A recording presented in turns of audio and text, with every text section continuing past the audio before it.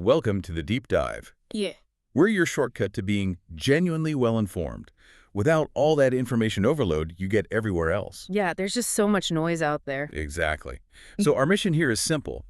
Cut through it, pull out the really important insights, and hopefully deliver a few of those aha moments directly to you. And today we're really casting a wide net.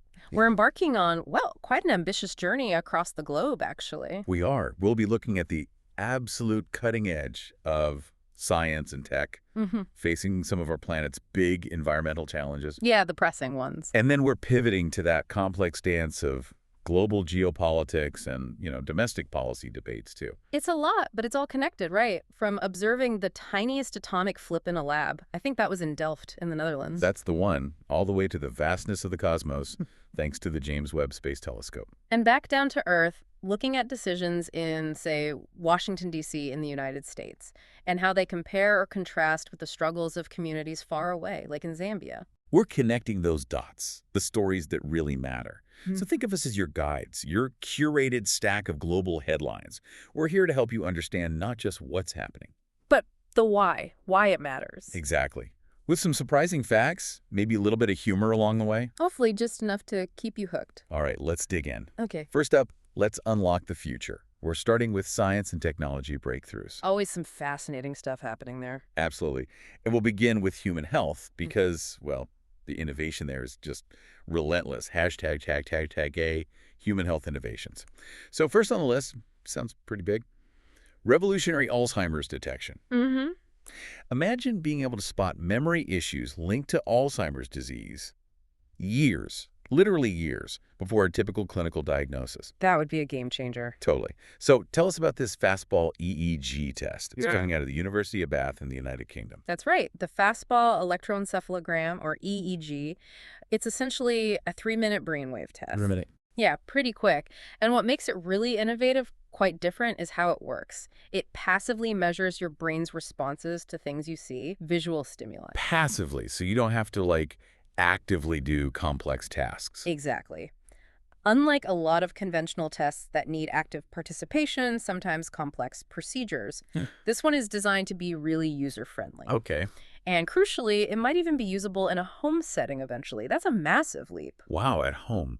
So, okay, the significance of catching this early. I mean, Alzheimer's affects, millions globally? Around 50 million people worldwide. Yes, the significance is huge. Yeah. What's the real game changer beyond just knowing earlier? Yeah. How does it shift the bigger picture, public health-wise? What a key thing is, early detection is absolutely critical for timely therapeutic interventions. Right, because the new treatments work best early. Precisely. The emerging treatments for Alzheimer's show much greater promise when they're given in the disease's very early stages, its nascent stages, before too much irreversible damage has happened. So, this isn't just about diagnosing sooner. It's potentially about changing the entire trajectory of the disease for many people. It could fundamentally reshape the massive societal burden of Alzheimer's. That's huge. Imagine moving from just managing decline, which is often the case now, to actually preserving cognitive function for millions. Think what that does for national healthcare priorities, for families. The emotional toll, the financial cost. Exactly, freeing countless families from decades of that strain. That's the real aha moment, I think. Shifting from reaction to proactive preservation. That really puts it in perspective. A potential paradigm shift. Okay, from the brain's complexities, let's switch gears slightly to something else that affects quality of life for many. Hair loss. Ah, yes, the age-old quest. So what's the latest in the battle against baldness? Is there actual progress? Well, there's definitely buzz around a new drug called PP405. It's from a company called Pillish Pharmaceuticals. PP405. Sure. And scientists are calling it potentially revolutionary. Some are, yes. The mechanism is quite interesting. It works by activating hair follicle stem cells that have gone dormant. Dormant stem cells, like waking them up. Essentially, yes. It targets a newly discovered biological switch that seems to control hair growth cycles. Preclinical trials apparently showed a significant increase in this stem cell activation, Suggesting new hair growth. suggesting it could lead to new hair growth in areas that are thinning or already bald. And importantly, they've completed phase 2A clinical trials. And those showed. They confirmed the drug's safety and efficacy. That's a major hurdle cleared on the path to potential real-world use. Okay, so if we're learning to reawaken dormant cells for hair, what does that imply more broadly? Does this connect to ideas about life extension or reversing aging? Is it bigger than just hair? Oh, absolutely. It's not just about vanity. The broader implications are, well, quite fascinating. How so? This kind of discovery, activating dormant cells, it offers a potential model for addressing other conditions where cellular dormancy is a factor. It speaks to the growing field of regenerative medicine. Right. If you can flip this biological switch for hair follicles, it definitely begs the question, what other dormant processes in the body could we potentially reactivate or influence?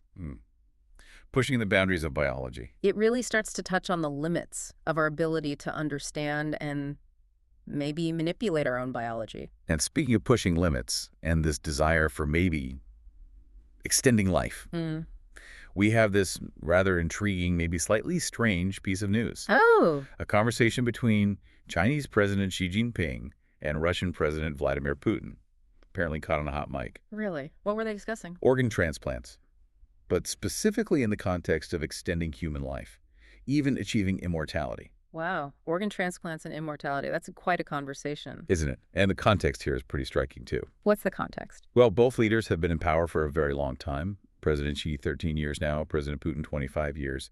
And neither shows any sign of stepping down soon. So their personal interest in longevity, it takes on a particular significance, doesn't it? It certainly does. It makes it particularly intriguing. It's more than just a weird anecdote, then. It kind of reflects that ancient human desire, doesn't it, for immortality. And how technology might play into that. Right. And potentially how it could become, well, the ultimate luxury commodity. That raises some serious ethical questions. Absolutely. What about access? What about the source of organs? The logistics? The societal impact. If life expansion like that becomes possible, but only for a select few, you could see a whole new kind of global inequality emerge, one based on biological limits themselves. Where staying alive longer is just another privilege for the elite. Exactly. It challenges our basic ideas of what it means to be human, what equality means in the 21st century. That is a profound thought. How would society even function with that kind of division? Lots to think about there. Hashtag BB, quantum leaps in digital evolution. Okay, let's shift gears now. From human biology to, well, the fundamental building blocks of everything and our digital world. Time for some quantum leaps and digital evolution. Into the really small and the really virtual. Precisely. Yeah. First up, something from the truly mind-bending realm of quantum physics. Researchers at Delft University of Technology, that's in the Netherlands, they've apparently done something unprecedented. They've observed a single atomic nucleus flipping its magnetic state in real time. Okay, that sounds incredibly difficult. Right. So for those of us who aren't quantum physicists, what does that actually mean? Observing an atomic nucleus flip. And why is it such a big deal for future tech? It's a huge deal because it's a fundamental step towards controlling things at the quantum level, which we need to do for, say, quantum computing. Controlling the quantum world. Oh, okay. How did they do it? They used a very advanced tool, a scanning tunneling microscope. Now, they didn't see the nucleus flip directly. It's more indirect. They detected the state of the nucleus by monitoring its electrons. Yeah. Okay. But the really unexpected finding, the surprise, was how long the nuclear spin stayed stable. It lasted for several seconds. Several seconds. Doesn't sound long. In the quantum world, that's an eternity. Yeah. Usually, these states are incredibly fleeting. This stability allowed them to get what they call a clear, single-shot readout of the event, like finally getting a clear photo of something that usually just a blur. So they could reliably see that single flick happen. Exactly. And being able to observe and manipulate these individual quantum states at the atomic scale, that paves the way for big advances. In what areas? Things like quantum sensing, quantum simulation. These are critical for next-gen technologies in material science, cryptography, even medicine. It's a foundational piece for building more reliable quantum computers. So moving from theory towards actually building these things. It's a key experimental step forward. Very exciting for the field. Definitely sounds like it. Okay, staying with cutting-edge tech, let's pivot to artificial intelligence, AI, and how it's changing user experiences. Google seems quite active here. They are. One example is their Circle to Search feature. Right, I've heard of that, where you circle something on your screen. Exactly. And now they're adding real-time translation capabilities right into that as you scroll. Oh, that's useful. It is. Imagine scrolling through a web page or social media, maybe a document, in another language. Yeah. You can just get the text translated right there seamlessly without having to copy, paste, switch apps. It just happens. Wow, that removes a lot of friction. Really does. It's rolling out first on some Samsung Galaxy devices, apparently. It fits right into Google's big push on AI for natural language processing, streamlines that whole translation process. That could make the internet feel a lot more accessible globally. Definitely breaks down some barriers. And Google Photos is getting an AI boost too. Something about video generation. Yes, they're upgrading their photo-to-video feature. They're integrating a new AI model called VO3. VO3, developed by Google DeepMind. That's the one. It's described as a state-of-the-art generative AI model. And what does it let you do? It lets users create high-quality videos, 1080p, directly from their photos. But it's more than just a slideshow. It can add audio components like dialogue, sound effects. Really? AI-generated dialogue based on photos? Apparently so. It requires clear prompts from the user, of course. And they say there are content moderation protocols built in to prevent misuse. Needs careful handling, I imagine. For sure. But it's a big step towards making sophisticated video creation much more accessible to everyone, not just pros.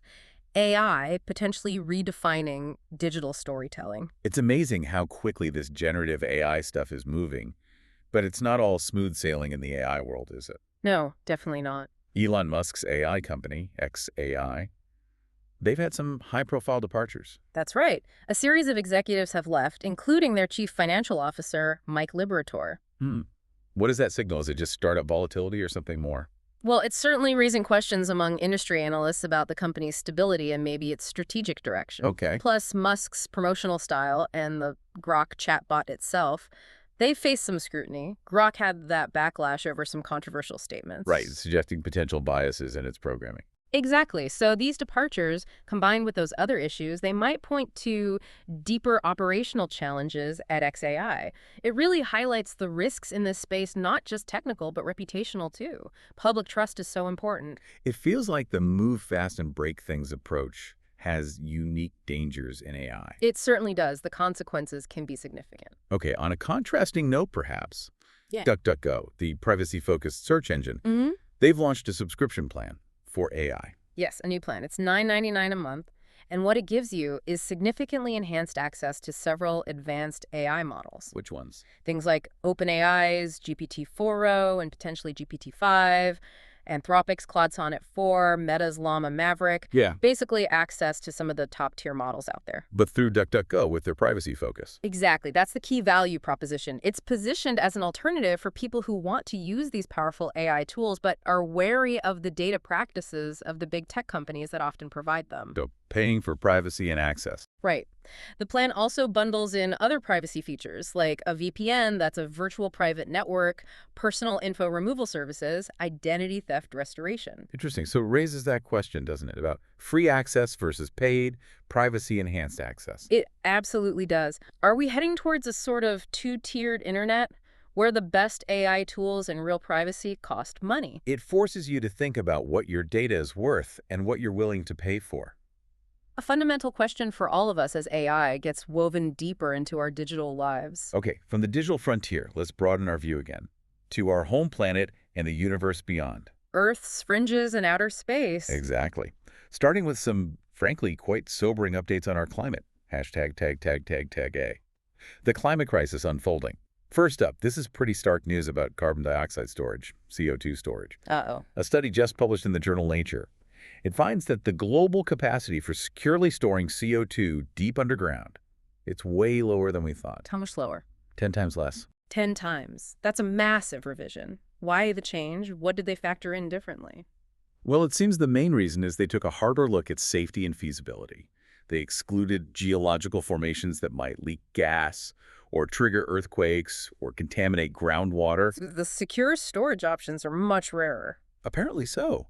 And this finding, well, it really challenges those long-standing claims, often from industry, about carbon capture and storage CCS being a major solution for climate change. So CCS might not be the silver bullet some hoped for. This study strongly suggests it's not, or at least its potential scale is far smaller, which underscores pretty urgently the need for other strategies to cut emissions drastically. It raises that big question again.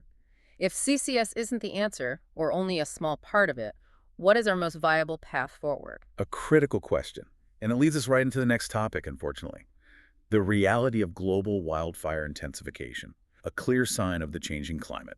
Yeah, we saw devastating fires this summer in southern Europe, particularly Spain and Portugal. Terrible scenes. Lives lost, tens of thousands evacuated. And there's a report now directly linking those fires to climate change. Yes, a World Weather Attribution Report. It's quite stark. It concluded that climate change made the conditions that led to those fires 40 times more likely. 40 times. And 30% more intense. Oh. Over 640,000 hectares burned. The report also stressed that the extreme heat wave before the fires was amplified by climate change, making such heat occur roughly every 13 years now, instead of maybe once every 2,500 years without climate change. That frequency shift is staggering. It really shows how the baseline conditions are changing, loading the dice for these extreme events. And it's not just Europe, of course. California and the United States faced more devastation. A wildfire hit the historic gold mining town of Chinese Camp. Oh no, that's terrible. Burning homes, affecting those old gold rush buildings. Exactly. Part of a larger fire complex, the TCU September Lightning Complex. It just highlights this relentless challenge of bigger, more frequent fires driven by these climate factors. It feels constant now. It does. And meanwhile, you have the UN climate chief, Simon Steele, basically sounding the alarm again. Calling on governments to speed up their climate plans. Yes, their new national plans, the Nationally Determined Contributions, or NDCs. These are crucial. They're each country's blueprint for cutting emissions and adapting. And there's a deadline looming, end of September. Right. But the progress is slow.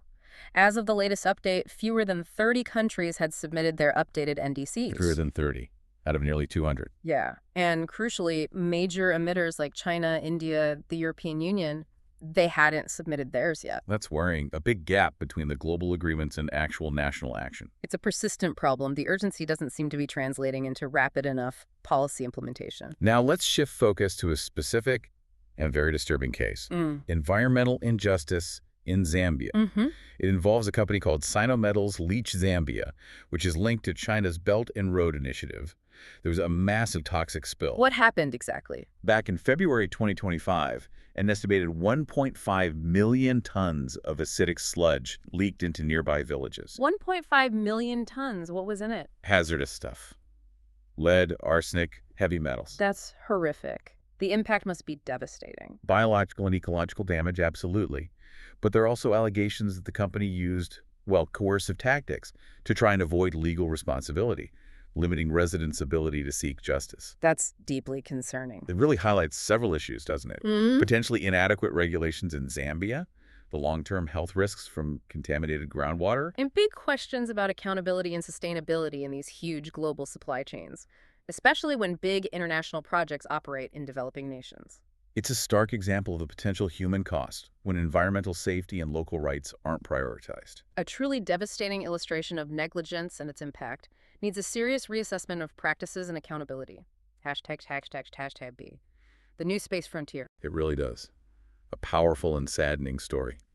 Okay, let's pivot now from those terrestrial concerns upwards to space, the new space frontier. And things are getting competitive up there. Very much so. Yeah. There seems to be an intensifying lunar race. We heard about a recent hearing in the U.S. Senate Commerce Committee where experts basically warned that the United States is in real danger of falling behind China in the race back to the moon. Falling behind, that's strong language. What's the concern? What's at stake? Well, the discussion really stressed how critical it is for the U.S. to maintain leadership beyond Earth. They called for more investment in the technology, the infrastructure needed for lunar missions. Why is it so vital? Science. Prestige. All of the above, really. Scientific advancement, yes. Understanding the moon, the solar system. But also national security considerations and economic interests, too. Well, yeah. Think about potential lunar resources down the line. The new space race isn't just flags and footprints anymore. Not at all. China's made huge strides with its space program. And the fear is, without enough consistent funding and clear strategy, the U.S. could lose influence in cislunar space. That's the area between Earth and the moon. That could affect future access. A lot riding on it. And speaking of major players in space, SpaceX continues its expansion. They seem unstoppable sometimes. They just got approval to massively increase their launch rate from Florida in the United States. How much of an increase? They're aiming to boost their Falcon 9 launches from Cape Canaveral from about 50 a year to potentially 120. Wow, more than double. That really cements their dominance as a launch provider. Absolutely. And they're doing more than just launching. A SpaceX Dragon capsule recently helped boost the International Space Station, the ISS. Boost it, you mean push it higher. Exactly. Gave it a nudge to a higher orbit. It demonstrates they can help maintain the station's position, counteracting that constant atmospheric drag that pulls it down. That's a really useful capability for keeping the ISS operational long-term. Shows their versatility. Definitely. Meanwhile, NASA, the National Aeronautics and Space Administration, is also busy with groundbreaking work. Always. On a personnel note, astronaut Megan McArthur just retired. She was the first woman to pilot a SpaceX Dragon spacecraft. Ah, yes. A remarkable career. 25 years with NASA. That's right. What a legacy. She leads innovation, exploration, a real inspiration, especially for women in science and engineering. Absolutely. Flew on 2 space missions, spent over 200 days in orbit. Piloting that Dragon in 2020 was a big moment for the Commercial Crew program. A true pioneer. And sticking with astronauts, a bit of fun here. The crew for NASA's upcoming Artemis II mission. The one going around the moon. That's the one. They took part in that viral fitness challenge, the Bobby and Pete challenge. Really? That's quite humanizing. Isn't it? Yeah. A good way to show they're physically ready for the demanding trip, but also connect with the public, promote fitness, all while prepping for a historic mission. A nice blend of serious preparation and public engagement. Good for them. NASA's also thinking seriously about healthcare for future longer missions, deep space travel. That's going to be absolutely critical, isn't it? You can't just pop back to Earth if someone gets sick or injured on Mars. Exactly. So the NASA Glenn Research Center that's in Cleveland, Ohio in the U.S., they're testing portable handheld X-ray systems. Handheld X-rays in space. Yeah. The idea is to allow astronauts on the moon or Mars to diagnose things like broken bones, dental problems, right there on the spot. That makes sense. Dealing with medical emergencies with huge communication delays, you need that capability. They're hoping to select a device by late 2025 and then test it on the ISS maybe in 2026 or early 2027. It's about making astronauts more self-sufficient medically. Empowering them as their own first responders in the ultimate remote location. Smart. And NASA's also gearing up to boost our understanding of the sun. Solar studies. Important for space weather. Precisely. Here they're preparing to launch 3 spacecraft soon on a single SpaceX Falcon 9 rocket. 3 in one go. What are they? There's IAP, the Interstellar Mapping and Acceleration Probe, then the Carruthers Geocorona Observatory, and NOAA's SWFOL-1. NOAA is the National Oceanic and Atmospheric Administration. Okay, a trio focused on the sun and its effects. Right. They'll give us a much better handle on solar wind, space weather, how it travels from the sun to Earth, which is vital for protecting all our technology, both in space and on the ground. Yeah, our reliance on satellites for GPS, communication, everything, makes us vulnerable to solar storms. Understanding them better is key. Now, for a bit of cosmic beauty, the James Webb Space Telescope delivered again an amazing image of something called the butterfly star. The butterfly star, what is it? It's a young star, still surrounded by its protoplanetary disk, the material planets formed from. And the image just shows this vibrant, colorful structure that looks like butterfly wings. Wow, Webb keeps giving us these incredible glimpses into star and planet formation. It really does. Just stunning detail of the cosmic nursery. Beautiful. Okay, now a practical warning for anyone planning to watch a solar eclipse. Oh. Eclipse chasers, listen up. Experts are warning that most eclipse maps aren't as precise as you might think, especially the edges of the path of totality. The edges are fuzzy. Apparently, yeah, fuzzy and jagged. The inaccuracies can be hundreds of meters. So you could plan meticulously, drive for hours, set up your picnic. And still be just outside the total eclipse zone by a few feet. Oh, the frustration. Exactly, like planning the perfect deep dive and ending up with just a summary. Good analogy. So what's the advice? Use multiple sources to pinpoint your location. GPS, local weather data, specialized eclipse apps. Don't rely on just one map if you want to be sure you're in the path. Good tip. Maximize your chances for that amazing experience. Definitely. And finally, in our space roundup, a bit of unexpected drama on the ground related to a launch. Israel successfully launched a spy satellite, the OFEC-19. Okay, using their Shavit rocket. Yes, on September 2nd. But the launch itself caused some brief panic among local residents. Why? What happened? Some people mistook the rocket launch for a missile attack. Oh, wow. Understandable in that region, I suppose, but still. It really underscores the need for better public communication about these kinds of launches, military or technological, especially in sensitive areas where tensions are high. Yeah, clear communication is vital to avoid unnecessary fear. Okay, from the cosmos back down to Earth and into the often tense world of global politics and domestic policy. Let's navigate those currents. Hashtag tag tag tag TechCrunch, the U.S. political landscape under President Trump. We'll start with the political landscape in the United States under President Trump. First topic, immigration and the limits of executive power. A federal appeals court has ruled against the president's use of something called the Alien Enemies Act. He was using it to speed up deportations of Venezuelan migrants. The Alien Enemies Act, that's quite an old law, isn't it? From 1798? It is, and the court said he invoked it improperly. What was the court's reasoning? The Fifth Circuit Court of Appeals, which is generally seen as conservative, by the way, found that the specific threat the administration cited, which was from a Venezuelan gang called Tren de Aragua, they ruled that threat didn't meet the act's criteria of an invasion or predatory incursion by a foreign nation or government. So the legal bar wasn't met. Essentially, yes. The court said the president overstepped his authority under that specific law. This decision sets quite a significant precedent. And it's likely heading to the Supreme Court. Almost certainly. It's a major check on executive power in the realm of immigration, emphasizing that even in perceived crises, legal boundaries must be respected. Interesting. And that wasn't the only judicial rebuke the administration faced recently. No, what else? A federal judge ruled that the Trump administration acted unlawfully when it cut over $2.2 billion in research grants to Harvard University. $2.2 billion, that's a huge amount. Why were the cuts made? And why unlawful? The administration cited concerns over campus anti-Semitism, but the judge basically called that a pretext. A pretext for what? The judge ruled it was actually an ideologically motivated attack on academic freedom and violated the First Amendment. The ruling mandates that those funds, which are essential for research, must be restored. Wow. So the court saw it as targeting the university for its views, essentially? Pretty much. A significant defense of academic freedom and a setback for the administration's efforts to pressure universities. Reinforces the judiciary's role there. Seems like a tough lesson in freedom of speech 101, as you might say. Indeed. And there's another legal battle heading towards the Supreme Court, too, this one involving tariffs. Ah, the tariffs imposed during the administration? What's the issue here? President Trump is appealing a lower court ruling. That court found that some of the tariffs imposed didn't actually fall under the authority granted to the president by Congress. So questioning the legality, the basis of those tariffs. Exactly. It raises big questions about presidential power and international trade. How much leeway does the executive have without explicit congressional backing? The Supreme Court's decision could really reshape U.S. trade policy. Another major case about the separation of powers, essentially. It seems to be a recurring theme. Now, let's shift to the Trump family's business interests. They seem to be expanding into cryptocurrency.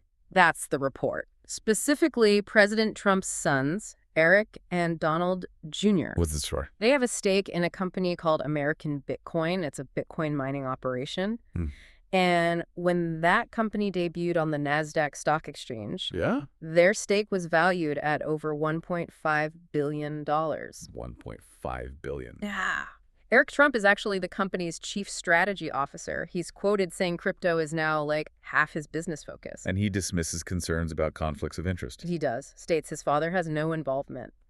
But predictably, it's drawing scrutiny from Democratic lawmakers and ethics watchdogs. Worried about potential influence or exploitation of the family name and position? That's the concern being raised.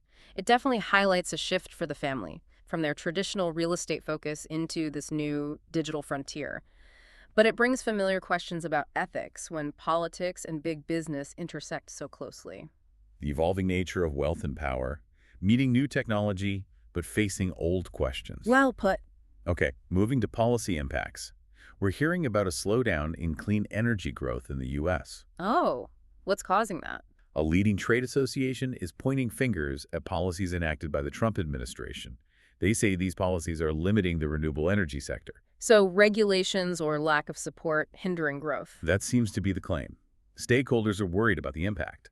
A slowdown could affect climate goals, job creation in the green sector, maybe even U.S. competitiveness in these technologies globally. It really underscores how important consistent, supportive government policy is for industries like renewable energy that often require long-term investment.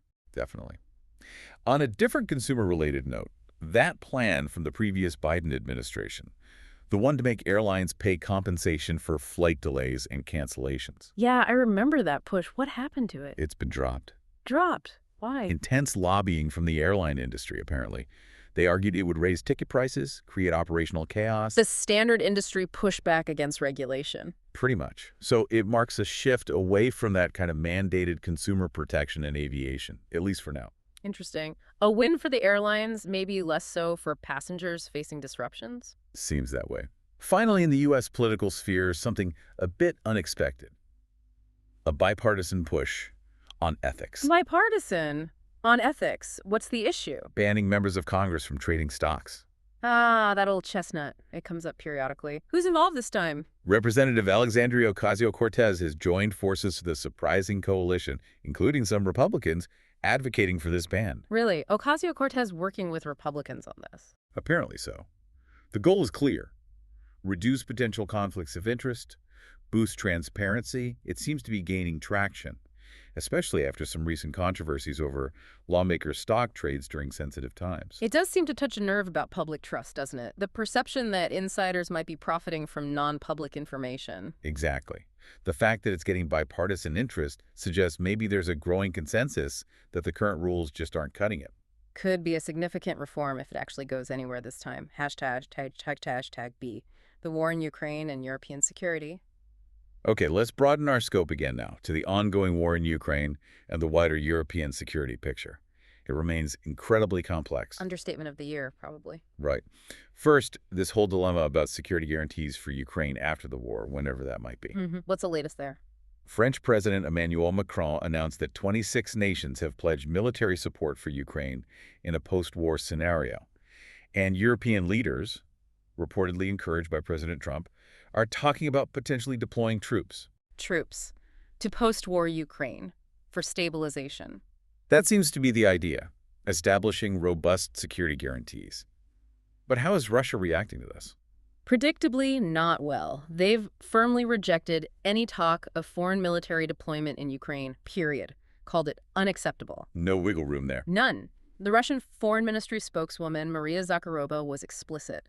Moscow won't even consider any international post-conflict security forces.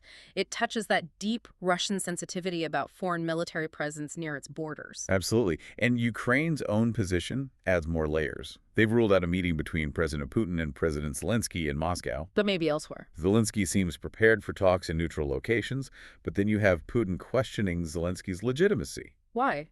Because elections haven't been held due to martial law. Exactly. Putin's using that to cast doubt on whether Zelensky can actually negotiate binding agreements for Ukraine, which of course makes meaningful talks incredibly difficult.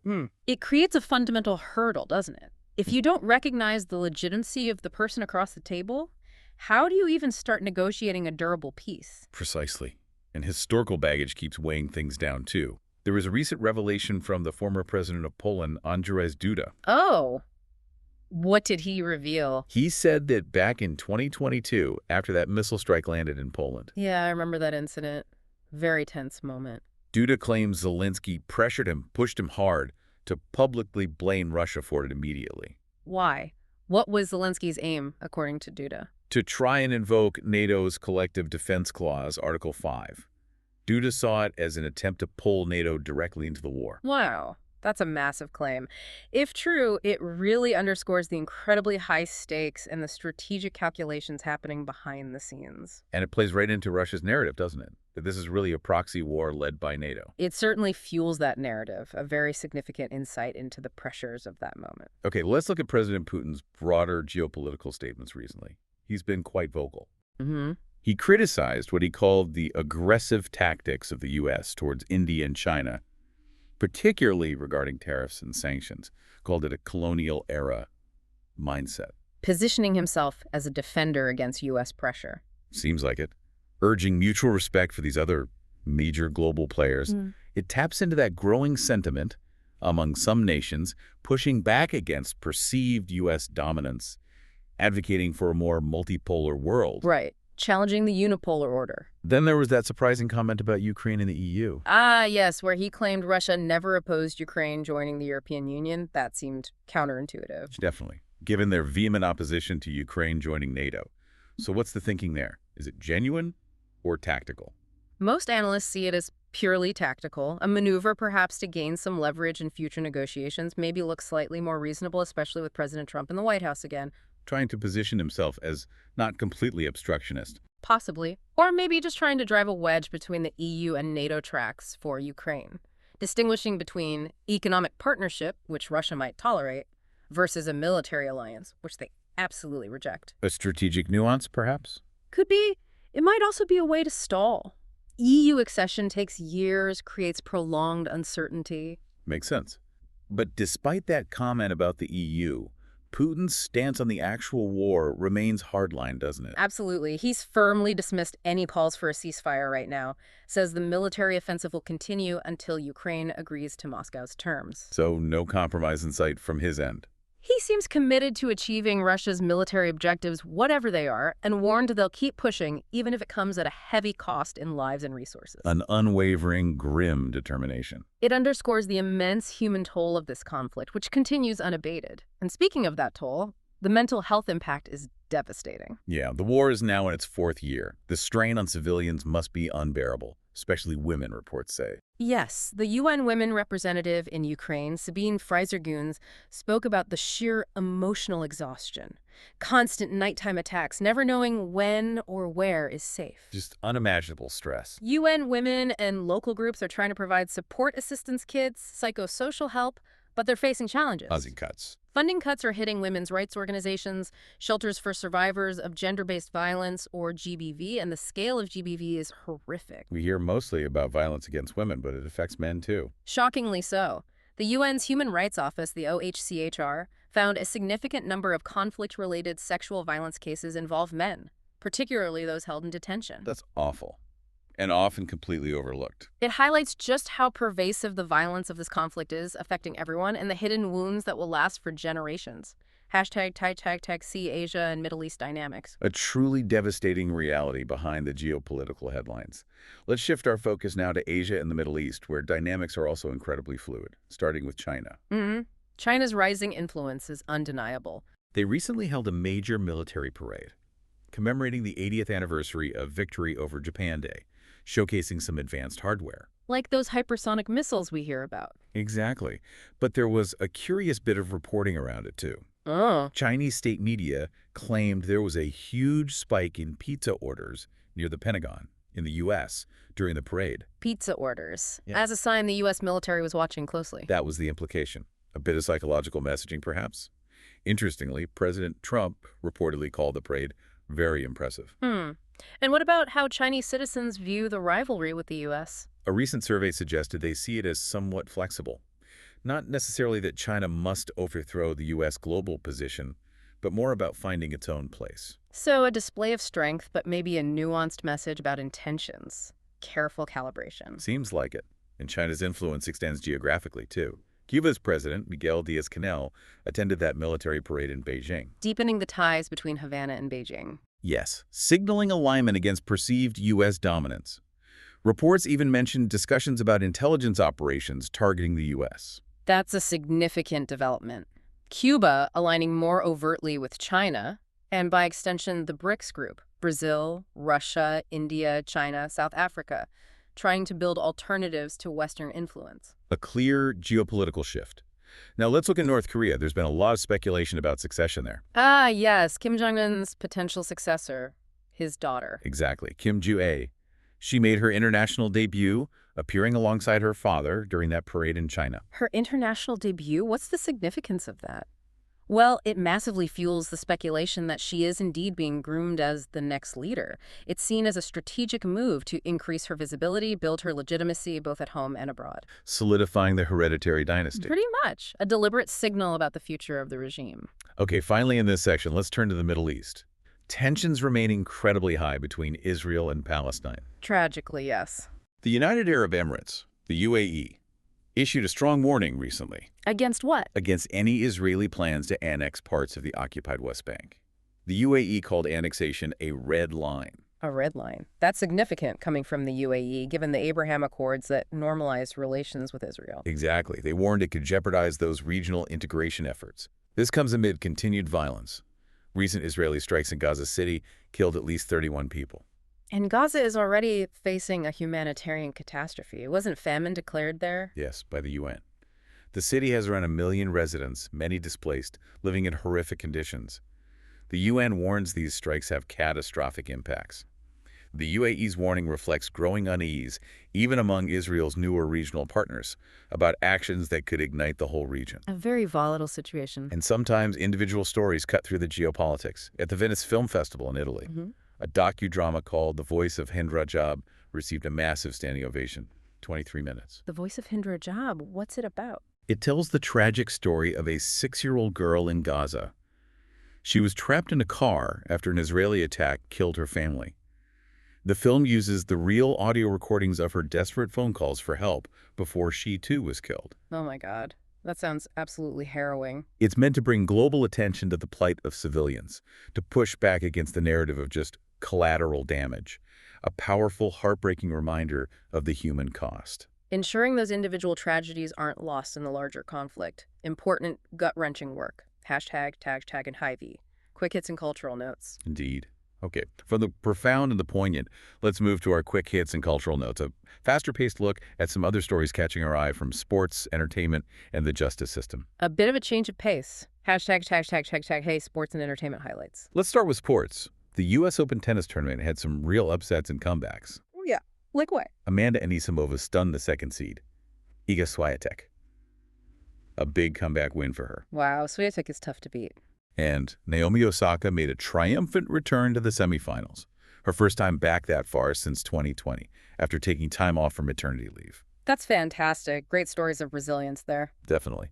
Over in basketball, the NBA, that's the National Basketball Association, is investigating a potential salary cap violation. Uh-oh. Which team? Which player?